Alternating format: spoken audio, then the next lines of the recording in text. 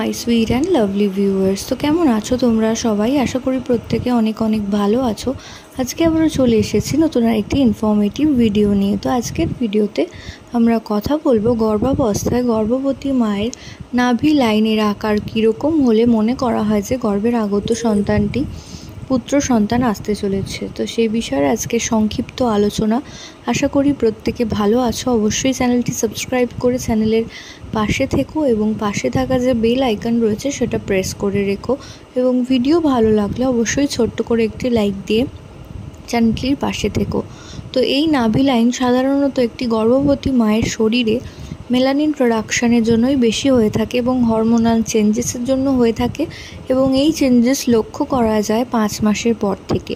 কোনো কোনো গর্ভবতী নারীর দেহে এই লক্ষণটি প্রকাশ পায়, কারোর আবার মেলানিন প্রোডাকশন কম হওয়ার জন্য কোনো রকম নাভি লাইন কিন্তু লক্ষ্য করা যায় না। তো প্রাথমিকভাবে যাদের লক্ষ্য করা যায়, তো সেই ক্ষেত্রে যদি দেখেন যে গর্ভবতী মায়ের নাভি লাইন পুরোপুরি সোজা না হয়ে কিছুটা ডান দিক বা বাম দিকে বেঁকে গিয়েছে, তো সেক্ষেত্রে ধারণা করা হয় যে গর্ভের আগত সন্তানটি একটি পুত্র সন্তান আসতে চলেছে।